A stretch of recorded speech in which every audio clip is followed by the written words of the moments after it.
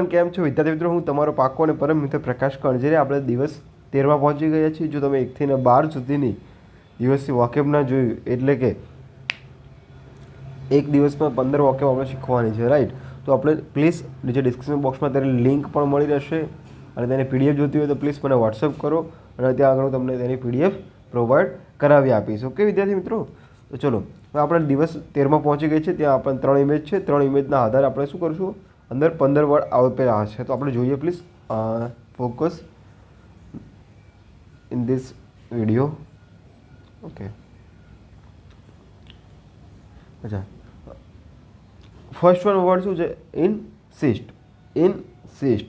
ઇનસિસ્ટ. અચ્છા, ઇન પછી આપણે કહીએ સિસ્ટર, SIST. એ રીતે યાદ રાખવાનું વિદ્યાર્થી મિત્રો. ઇન પ્લસ સિસ્ટર એટલે શું કરે? આગ્રહ કરવો. જો આ કોચ છે એ પ્લેયરને શું કરે છે? આગ્રહ કરે, તું ફાસ્ટ ભાગ. ઓકે, આપણા ઘરે કોઈ મહેમાન આવ્યું હોય તો આપણે એને શું કરીએ? આગ્રહ કરીએ કે તમે રોકાઈને જાઓ. અચ્છા, એને શું કહેવાય? ડિમાન્ડ કહેવાય. શું કહેવાય? સેકન્ડ વન ડિમાન્ડ કહીએ, આપ સ્ટેટ કહીએ. ઓકે, તો આપણે એનું ઇંગ્લિશ સેન્ટેન્સ શું છે? Stay and have lunch inside. Okay, રહો અને લંચ કરો, હું આગ્રહ કરું છું તમને. તમે આગળ રોકાઓ અને લંચ કરીને જાઓ, એવો તમને શું કરું છું? આગ્રહ કરું છું. સેકન્ડ વર્ડ આપણો શું છે? કન્વિન્સ. કન્વિન્સ.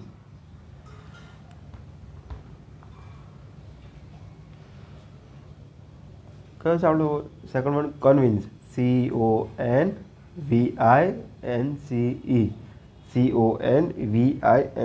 કન્વિન્સ એટલે શું? આ કોઈ એક લેડીઝ છે, નેતા હોય, એ શું કરે? કન્વિન્સ, સમજાવે લોકોને કે તમે અમને વોટ આપજો, રાઈટ? સેકન્ડ સિમિલર વર્ડ શું છે? ઇન્ડ્યુસ. ઓકે, તો કન્વિન્સ એટલે શું? સમજાવવું. Okay, how can I convince you? હું તમને કેવી રીતે મનાવી શકું? મનાવવું એટલે પણ શું થાય? સમજાવવું થાય, રાઈટ? કે તમે આ ચેનલને શું કરો વિદ્યાર્થી મિત્રો? સબસ્ક્રાઈબ કરો, અને ડેલી તમે એની અપડેટ મેળવતા રહો. ડેલીના 5 વર્ડ એટલે કે 15 વર્ડ જે તમને મહિનાના અંતે શીખવા મળશે. 450 વર્ડ. ઓકે વિદ્યાર્થી મિત્રો? તો પ્લીઝ આ ચેનલને સબસ્ક્રાઈબ કરો અને તમારા બીજા વિદ્યાર્થી મિત્રોને પણ મોકલો.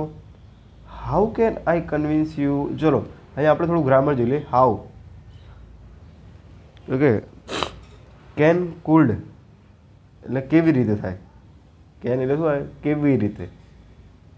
અચ્છા, પાછળ ક્વેશ્ચન માર્ક આવે તો આને કયું સેન્ટેન્સ કહેવાય? ઇન્ટ્રોગેટિવ સેન્ટેન્સ કહેવાય. શું કહેવાય? ઇન્ટ્રોગેટિવ સેન્ટેન્સ કહેવાય. ઓકે, જો તમે એઝ એ સ્ટોરીના આધારે ગ્રામર શીખવા માંગતા હોય તો પ્લીઝ તમને નીચે ડિસ્ક્રિપ્શન બોક્સમાં તેની લિંક આપી છે, ત્યાં આગળ જઈને તમે પણ સ્ટોરીના માધ્યમના દ્વારા ઇંગ્લિશ શીખી શકો છો એઝ એ ગ્રામરના પોઈન્ટ. ઓકે,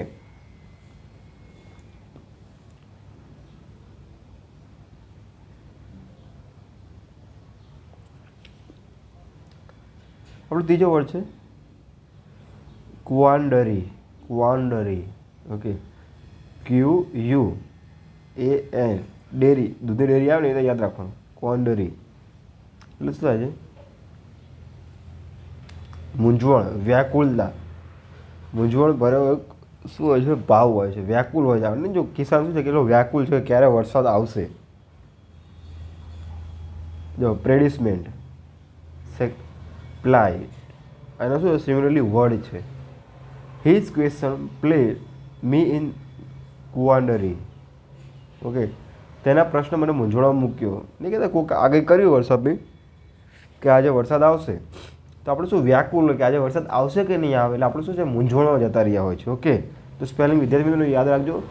ક્વાન્ડરી, QUAN, આર્ટિકલ માની લો, અને ડેરી. ઓકે, જો વિદ્યાર્થી મિત્રો તમે આની પીડીએફ જોતી હોય તો પ્લીઝ આ ચેનલ સબસ્ક્રાઈબ કરો, અને તમે વોટ્સઅપમાં હાઈ લખીને મોકલો કયા દિવસની પીડીએફ જોતી છે, હું તમને ત્યાં આગળ પ્રોવાઈડ કરાવી આપીશ. ઓકે, અચ્છા, રેનિગેડ. રેનિગેડ એટલે શું થાય? પાખંડી થાય. નહીં કે કોઈ પાખંડી વ્યક્તિત્વ ધરાવે છે. પાખંડી એટલે કે એવું વ્યક્તિ જે ખોટું કરતો હોય.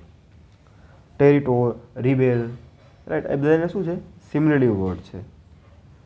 પાખંડી નહીં કહેતા કોઈ પાખંડી સાધુ છે, એવું કંઈ હોઈ શકે છે પાખંડી વ્યક્તિત્વ ધરાવનાર. રેનિગેડ તો RENE, રેની ગેડ, GADE, ગેડ. ઓકે, RENEGADE, આ રીતે વિદ્યાર્થી તોડી તોડીને શીખવું પડે, રાઈટ. વોકેબ એ રીતે શીખાશે. રેનીગેડ એટલે કે શું છે, પાખંડી થાય. ઓકે, અને ટેરિટોર અને રિબેલ એને શું છે, સિમિલરલી વર્ડ છે. અચ્છા, તો રેનીગેડ લેફ્ટ હિઝ ગ્રુપ, દગાખોરે તેના જૂથને છોડી દીધું. કોઈ દગાખોર હોય, આપણો મિત્ર હોય, કોઈ સાહેબનો ચમચો હોય, એ શું કરે છે, આપણું જે ગ્રુપ હોય, યુનિયન હોય, એમાંથી શું જાય છે, નીકળી જાય છે. તો રેનીગેડ લેફ્ટ ધીસ ગ્રુપ, દગાખોરે તેને જૂથ છોડી દીધું. એટલે તમે ડિસ્ક્રિપ્શનમાં બોક્સમાં તેની લિંક પણ આપેલી છે. તો પ્લીઝ તમે અગાઉના દિવસના વિડીયો જોયા હોય તો પ્લીઝ ત્યાં આગળ જઈને તમે વિડીયો અથવા વોકેબ શીખી શકો છો વિદ્યાર્થી મિત્રો. અચ્છા, રિપોઝ. રિપોઝ એટલે શું છે વિદ્યાર્થી મિત્રો? શાંતિ. આપણે મસ્ત બગીચામાં બેઠા હોય તો કેટલું મસ્ત શાંત વાતાવરણ હોય છે, તો એને શું કહેવાય છે? રિપોઝ કહેવાય. શું કહે છે? રિપોઝ.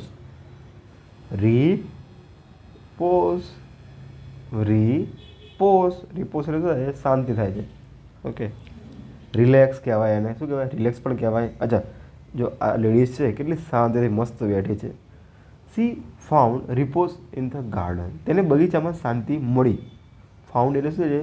મળવું થાય. શું થાય છે? ફાઉન્ડ એટલે મળવું થાય. રિપોઝ ઇન ધ ગાર્ડન, ક્યાં આગળ મળી? બગીચામાં મળી. અચ્છા, અહીં કયું આર્ટિકલ આવ્યું વિદ્યાર્થી મિત્રો? ધ આર્ટિકલ આવ્યું. કેમ ધ આર્ટિકલ આવ્યું? સ્પેસિફિક આપણે પ્લેસ આપી દીધું છે. કયું? કે ક્યાં આગળ શાંતિ મળશે? બગીચામાં જ શાંતિ મળશે, ક્યાંય બીજે શાંતિ મળતી નથી. ઓકે, સી કેમ આવ્યું? કારણ કે આ એક શું છે? લેડીઝ છે. ઓકે,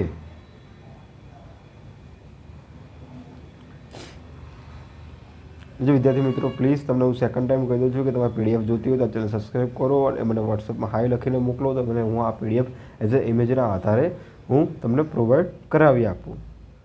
અચ્છા, આપણે આનું ક્વિક રિવિઝન કરી લઈએ વિદ્યાર્થી મિત્રો. ચલો, આનું શું આવશે? રિપોઝ.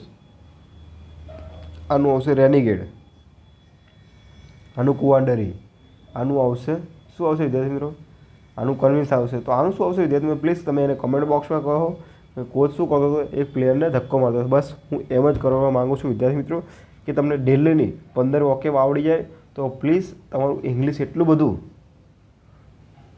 ટફમાંથી તમને એસે શું લાગે? સહેલું બનતું જાય છે તમારા માટે. ઓકે, તો પ્લીઝ આ ચેનલ સબસ્ક્રાઈબ ના કરી હોય તો પ્લીઝ આ ચેનલ સબસ્ક્રાઈબ કરો અને તમારા બીજા વિદ્યાર્થી મિત્રોને પણ મોકલો. જય શ્રી કૃષ્ણ, જય હિન્દ, જય ભારત.